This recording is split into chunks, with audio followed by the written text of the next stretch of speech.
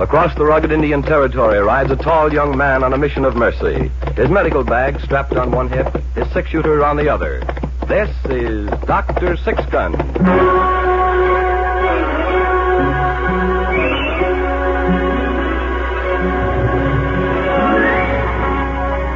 The National Broadcasting Company brings you another episode in the exciting adventure series, Dr. Sixgun.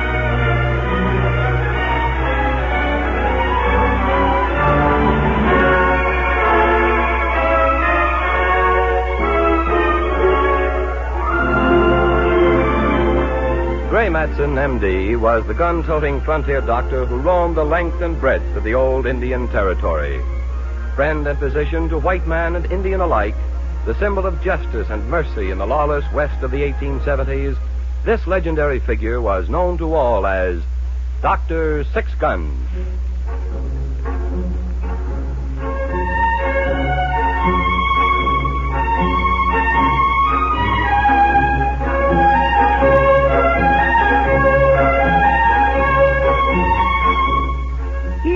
Territory, it is said that an outpost becomes a town when three public institutions are in evidence: a church, a jail, and a school.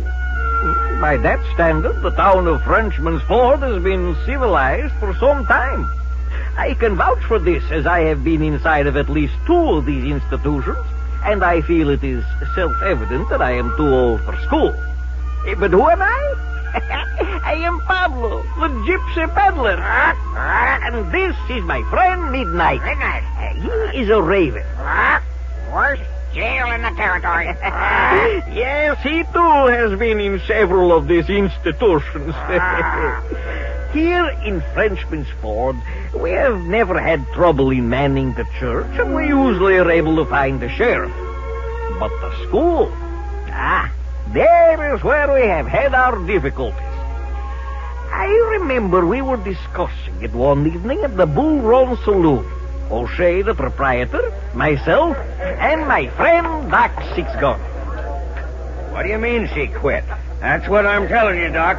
She just up and told Banker Grierson she was giving him notice.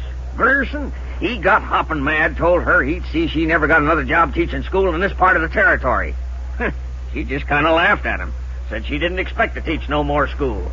She was getting married. You mean the school mom is getting married? Well, why not? She's a woman, same as anybody else. Yeah, I mean, same as anybody else that's a woman. Somehow I didn't think it'd happen so soon. I mean, with this teacher. You mean because she was ugly as sin? No, I didn't mean that exactly, but, Miss Maud seemed sort of settled. Who is the lucky man? Eli Parson. He's got that spread out past Cottonwood Flats. Eli? I just wouldn't have thought he was the marrying kind. Well, Doc, I'll tell you. I asked him about that. He says to me, O'Shea, there are times out there on my spread when I just get to hankering after female companionship. Well, I suppose we all do. He told me some days he just plain pines to hear a voice that ain't either a Texas cowpoke or a longhorn steer. Well, I thought Eli usually indulged his yearning for soprano voices at the Purple Lantern in Chisholm City. Yeah, I know. Well, he said he just got tired of buying drinks for dance hall girls, one at a time that way. Oh. He says, in the long run, it's cheaper to buy your whiskey by the bottle and keep it in the house. Somehow, though, I just can't see it as a match. Eli and the schoolmarm. Oh, he ain't so bad once he shaves. That's what you made him do, shave. You know something, Doc? He ain't got no chin at all. Well, who's keeping school now? Reverend Burton's wife is kind of filling in, but she can't work permanent. She's got too many kids of her own to look after. Well, that's 3 schoolmarms married off inside of a year. It's got Banker Grierson worried. He said he tried everything. Tried getting in a real young gal and hoped she'd look around for a while. Doggone if she didn't up and marry one of the 8th grade students before the Christmas vacation. I'll grant you he'd been left back 3 or 4 years. Nevertheless, it just don't look right. How does Mr. Grierson figure on filling the position? Well, for a time there, he just didn't figure on it at all. He said he was getting sick and tired of playing matchmaker for lonely cowhands and flighty schoolmarms. He allowed us how the kids could learn reading and writing off the wanted posters on the wall of the sheriff's office. Oh, now he isn't serious. He wouldn't really close the school. Well, it looks like he's got the answer now. Oh, I don't believe he has found a woman so unattractive that no one in the territory would marry her. There's no such woman. No, that ain't it. He just plain give up on women. He's hiring himself a man teacher from back east. Oh, man. Well, that's not too unusual. He had to double the salary to do it, but he got one. He's coming in on the stage in a couple of days. Mr. Grierson, he wants to know if you could put him up at your place, Doc. Me? The lodging's thrown in with the wage. The town would pay board. Well, I have got the room, I suppose. Yeah. Well, we couldn't put him up at the regular place on account of, well, it wouldn't look right sharing a room with the widow Davis. No. Well, I suppose it'll work out. I'll tell Mr. Grierson when I see him. Well, I reckon this here school teacher's going to stay a little while longer. He ain't likely to run off and marry some curly-haired cowhand.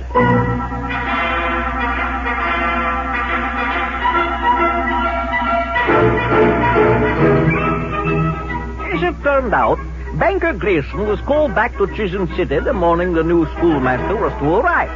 So he asked Doc to meet the stage, welcome the new pedagogue, and show him to his lodgings. I was with Doc when the stage rolled up before the bull run in a cloud of dust and other reminders of the fact that Frenchman's Ford was a town chiefly inhabited by horses.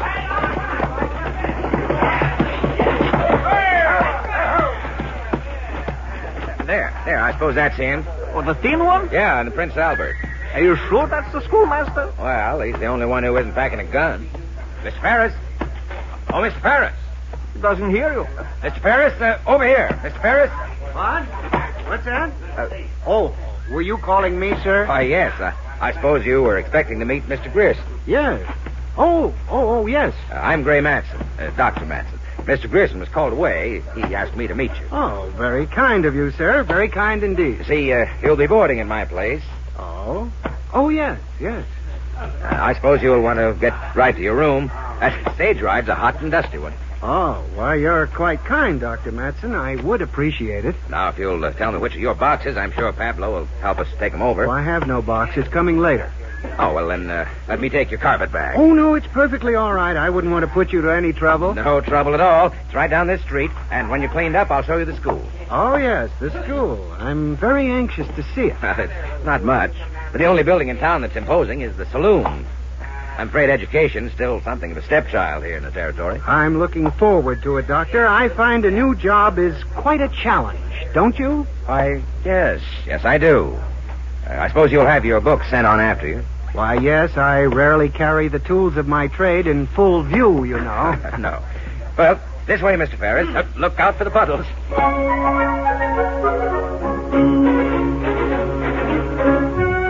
He was a tall, gangling young man with a high forehead and a prominent, sharp nose. Walking down the street, you would be sure to guess his occupation as schoolmaster or possibly undertaker. He balanced his steel-rimmed spectacles on his nose and peered with lively interest at the storefronts and the people in the streets. The next day, he took over the school. Doc heard the report about a week later from a very reliable informant. Ouch! Come on now, Susie. You're a brave little girl. You've almost got that splinter out. It hurts. Well, just once more. Ow! There it is. See? Is that all it was? I told you it'd all be over in a minute. There now. Aren't you going to give me some horehound candy? Well, sure I am. Got it right here in the jar. Well, tell me, Susie, how do you like the new schoolmaster? It is a man. Yeah, I know. He lives here. Oh, we used to have ladies. Mm-hmm. How do you like him? Well, Miss Maud used to give us raps with the ruler. Mr. Ferris uses the yardstick. I like it much better. What do you mean you like it much better? I should think the yardstick would hurt more. Oh, it does. Much more. Well, then, how come you like it better? Because he only switches the boys. Oh. He says no gentleman would hit a lady. Oh, I see.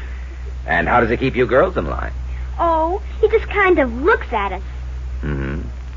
How's the schoolwork coming? Well, it's kind of different. With Miss Maud, we just read the ruler and did sums and got raps with the ruler. And what does the curriculum consist of now?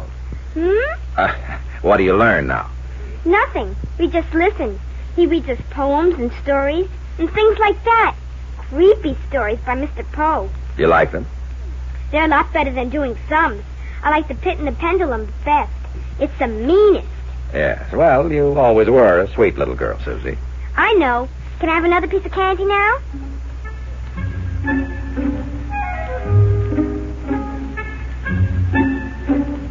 He was a strange man, the new schoolmaster.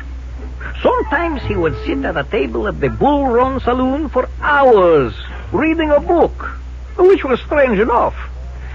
I'll tell you, Doc, I get the shivers from a feller like that. What do you mean, O'Shea? Well, he sits right there without batting an eye while Hoot Allen threw one of the hands from the barrel A clean through the door. Why? Oh, he filled an inside straight the hard way. With the 5th jack. Well, anyways, this fella just sat there reading that book. Afterwards, I went and looked over his shoulder, and doggone, it wasn't even printed in English. Some kind of chicken tracks all over the page. What was it? I don't know, Doc, but it sure was Greek to me.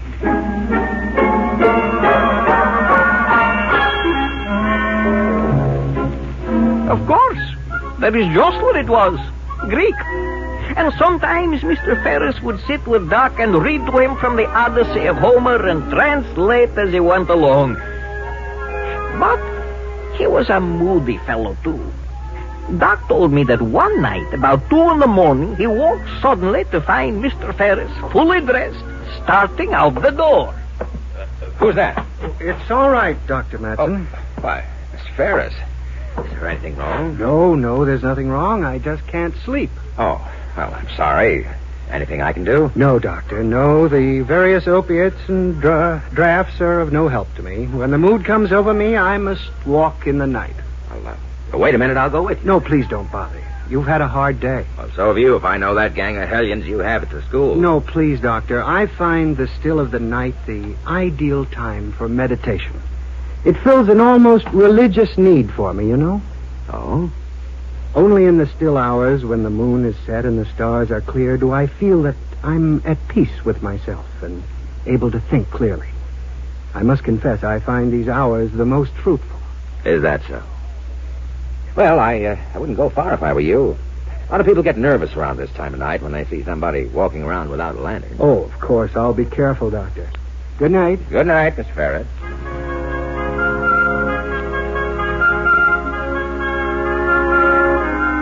Possibly one of the strangest things started one night at the Bull Run Saloon when Mr. Ferris was once more seated at his table reading.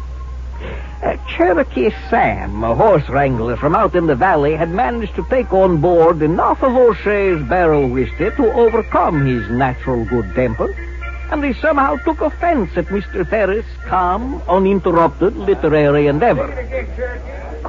I said I wanted everybody in the place to listen to me when I sing my song. Everybody can hear you, Cherokee. Now take it easy. They weren't listening. Him, that schoolma'am. Hey, you. You, schoolma'am. I beg your pardon? Now, you leave the schoolmaster alone, Cherokee. He ain't hurting nobody. He won't listen to my song. What's the idea, schoolma'am?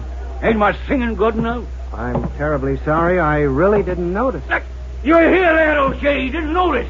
Why, let me at him. Now, Cherokee, let take it go easy. my arm, O'Shea. Let go. Cherokee, put that gun down. Now, you schoolma'am. Suppose you tell me what's more interesting to you than my song. This book. You hear that? It's lying. No, I'm not. He's got to be lying. Ain't no book can be better than a good song. Books is for kids. Not this one. I'll tell you what, schoolma'am. I'll do the deciding. You read to me some of that book. Go ahead, now, read it to me. And if it's interesting to me, well, all right. And if it ain't, I'll fix it so you don't do no more reading at all. Now, Cherokee, don't be crazy, and put that gun down. I ain't a-gonna. Now, go ahead, schoolma'am. Start reading. Very well. David Copperfield by Charles Dickens.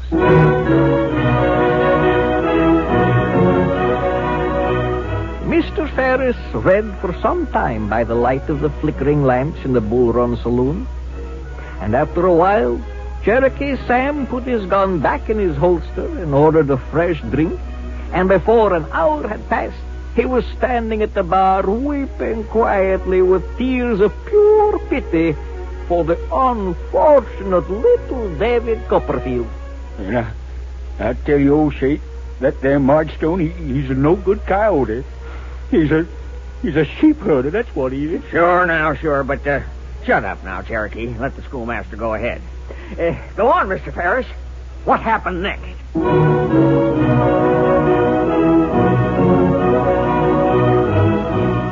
And so every Tuesday night, which was the slow night of the Bull Run, Mr. Ferris read to the assembled multitude from the works of Mr. Charles Dickens, and the assorted cowpokes, prospectors, and stray troopers from the cavalry post listened intently to the heart-rending misfortunes of Nicholas Nickleby, Little Nell, and young Pip. Mr. Ferris became very popular in Frenchman's Ford. He was a local landmark and was pointed out to visiting cowhands as a mark of civic pride. One evening, there was a pitched battle fought at the Bull Run between a group of Texas cowhands who complained that the Christmas carol interfered with their faro game, and the local citizens who were anticipating the rehabilitation of Scrooge with bated breath. And so, Doc was not particularly surprised when a delegation consisting of O'Shea and Cherokee Sam visited him at his table at the Bull Run. What's the matter, O'Shea? You look like one of your best customers took the pledge. Doc, the boy's been thinking. Well, they better be careful. Last time that happened, 4 of them ended up in jail. Oh, now, Doc, you be serious about Mr. Ferris. Well, what about it? We're kind of worried about him, Doc. Yeah, you know, he ain't exactly a tough customer. No, I wouldn't say so. No, as a matter of fact, he's real puny if the truth was known. Now, don't tell me you're worried about his health. Well, in a way, we are. A couple of boys seen him wandering around the outskirts of town real late at night. That's right. He takes long walks. Well, Doc, he just ain't safe. Well, I've warned him to be careful. Well, I mean, lots of things can happen to a fellow wandering around town. It wasn't but 2 weeks ago I got held up myself. I had 4 months' pay on me. At leastwise, what was left of it after O'Shea here got through. I warned you not to flash that roll, Cherokee. Well, anyways, I was walking outside just to clear my head a little, and all of a sudden somebody ups behind me and sticks a gun to my ribs. And first thing I know, my money's gone and I'm laying face down in the mud. Out cold as mackerel. Now, lots of the boys had the same thing. Yeah, I know. Sheriff's talking about patrolling the street. And the stage's been held up twice inside last month. Well, what's that got to do with Mr. Ferris? Well, we're worried about him. I mean, it don't matter none when somebody grabs my poke and hammers me on the head. I've been hit harder 3 or 4 times a night right here in the saloon, not feeling any worse for it. But suppose something would have happened to Mr. Ferris. That's right, Doc. Why, the kids all hang on to him like he was Santa Claus or something. Yeah, and besides, he's starting to read us about this here now Oliver Twist. If something should happen to Ferris, we never would find out if he gets away from that Fagin fella. Well, I'll try to tell him to be more careful. You do that, Doc. That schoolmaster's a valuable citizen here in Frenchman's Ford, and we wouldn't want to lose him.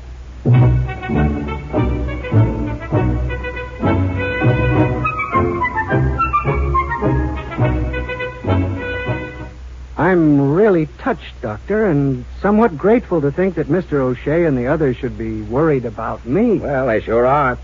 Been a great many reports right here in town recently, and several of the ranchers just outside of town have been held up. Does the sheriff know who the bandits are? Well, it seems to be one man. Wears a black slicker and a bandana. Nobody's got much of a look at him. They do know he's got long blonde hair. I wish I knew how he does it. I'm afraid this sad little fringe around my ears is the last of my crowning glory. Well, when the sheriff finally catches him, we'll ask him his secret. But seriously, Mr. Ferris, Frenchman's Ford isn't the place for an unarmed man to wander around at night. There's a Latin quotation, I believe it's Horace, which says something to the effect that he who is good and trustworthy need carry no arms. Virtue protects him. I'm afraid the only Horace we know is Horace Gebhardt. He's the blacksmith's helper. I'll be most careful, Doctor, I assure you, but I'm afraid without my moonlight meditation, life would be empty indeed.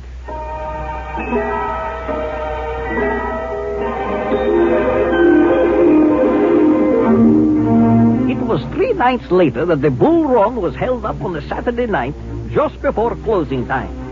The bandit wore a black slicker and was masked. He left O'Shea behind the bar with a lump on his head and murder in his heart. But his cup of gold was not complete until the next day.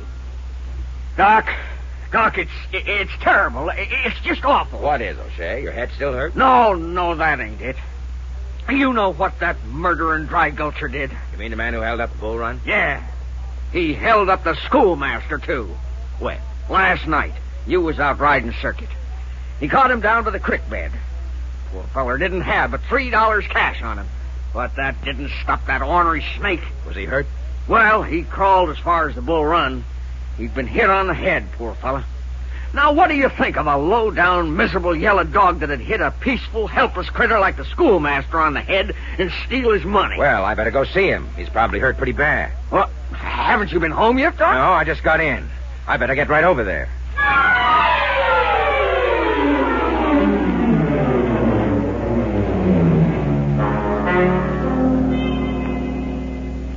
Oh, I'm all right, Doctor. It's really nothing. You sure you won't let me look at that bruise? Please, I'd just be embarrassed. I'm all right, I assure you. I was terribly sorry to hear about the holdup. As a matter of fact, I'm rather flattered that any bandit would think I had enough money to consider it worthwhile. That's a very cheerful way of taking it, Mr. Ferris. However, I shall have to reread my Horace and see if he mentions what protects a man from a pistol butt from behind.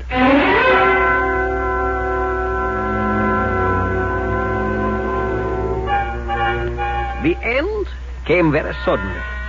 The black slicker bandit held up an army paymaster wagon and was shot while riding away. That's it, Doc. They figure they're going to get him for sure now. He can't travel far not with that bullet in him. I'm telling you, you missed a whale of a lot of excitement. Cavalry troops riding through town.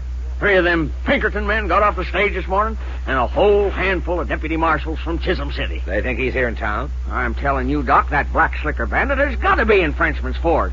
Unless he can spread his slicker and fly. I'm sure glad to hear they'll finally get him. Well, when they do catch him, Doc, I'm personally going to get me a box seat at the hanging.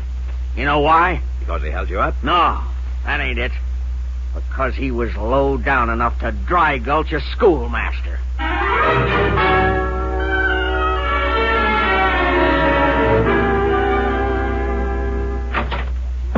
Well, Mr. Ferris, did you hear the news? They've cornered the man who held you up. And I've heard the news.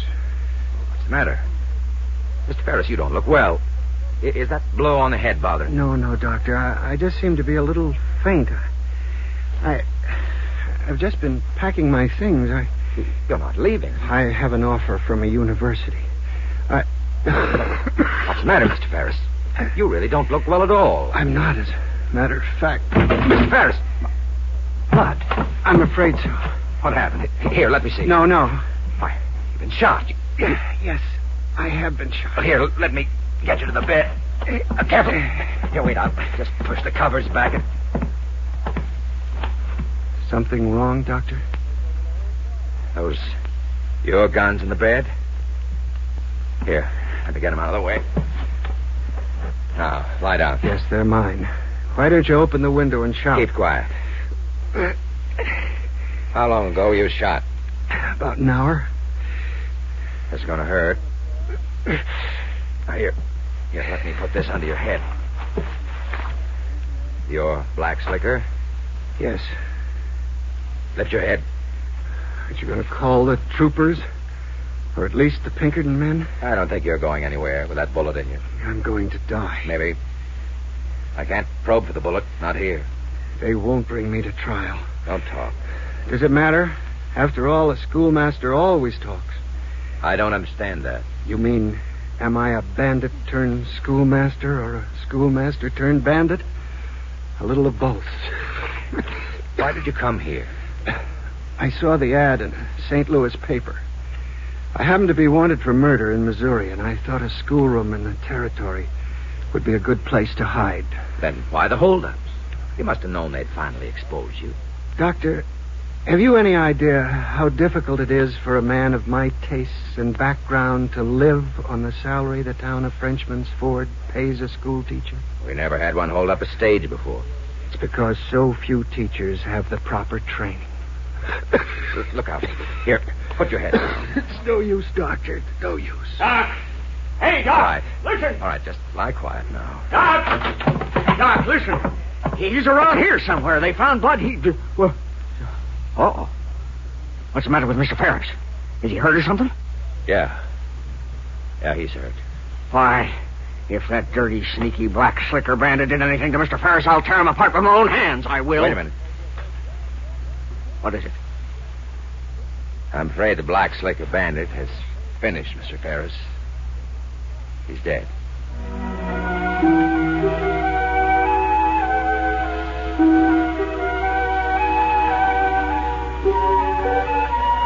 There were two epitaphs pronounced over Mr. Ferris that struck me as being particularly appropriate. One was in Doc's office.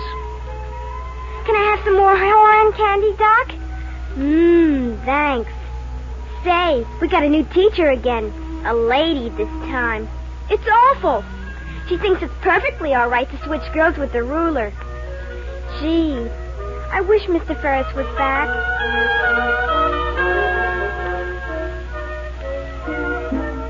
The other epitaph for the fallen pedagogue was spoken by Cherokee Sam at the Bull Run on a Tuesday night.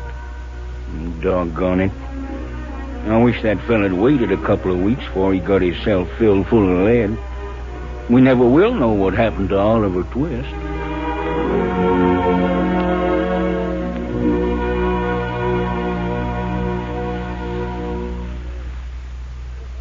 You have been listening to Dr. Sixgun, brought to you each week at this time by the National Broadcasting Company.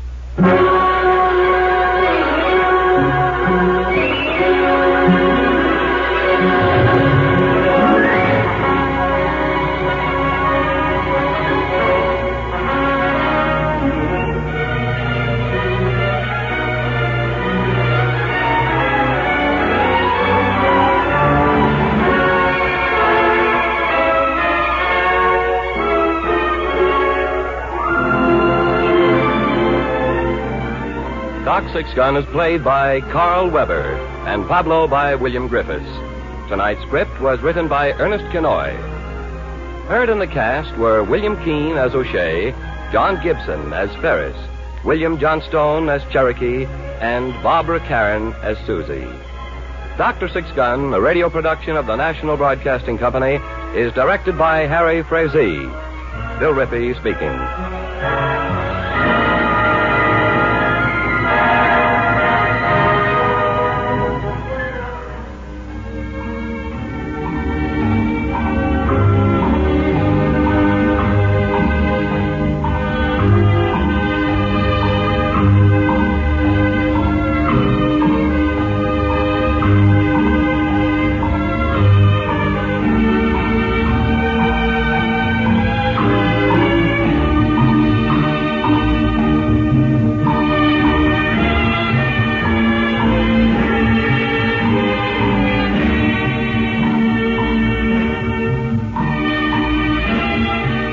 Dr. Sixgun, starring Carl Weber as the frontier doctor, with William Griffiths as Pablo, the wandering gypsy, has come to you through the worldwide facilities of the United States Armed Forces Radio and Television Service.